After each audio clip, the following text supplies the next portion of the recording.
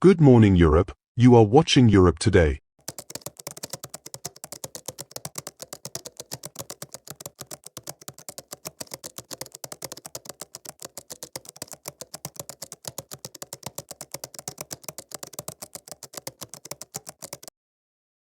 Great Britain is officially full. Today, new population growth predictions landed, and it will be game over for the UK if it's allowed to happen.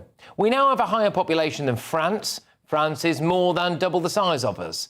The UK population is set to rise by just under 5 million people in the next 10 years, slightly less than 10 years, actually. There will be 72.5 million people crammed into our little island by mid-2032. And all of that will be down to mass immigration. How do we know? Well, the projected difference between domestic births and deaths is projected to be zero. So it's all immigrants. And that number will actually be higher. Mark my words, it will be higher, because every year we're told a figure for net migration, and then every year they revise it upwards. We had a net migration of 1 million people last year alone, didn't we? Labour have said that they want to build a load of houses. We want homes on these sites within the first term of a Labour government. But these new large settlements must be built in the right place in partnership with local people.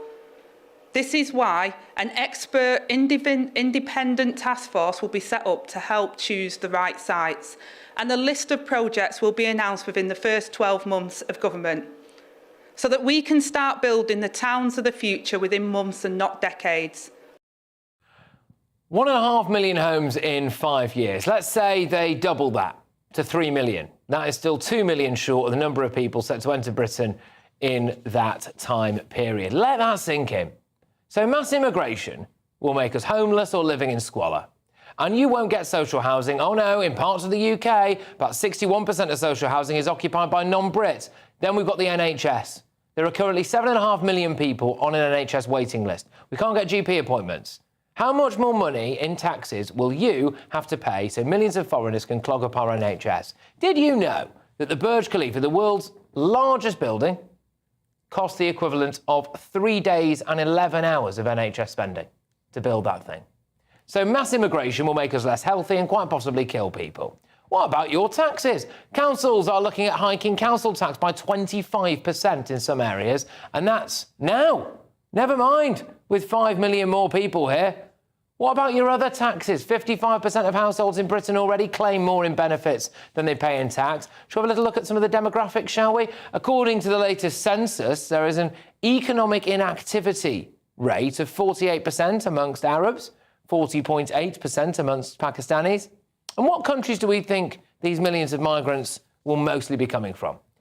Mass migration will make us poorer. Schools.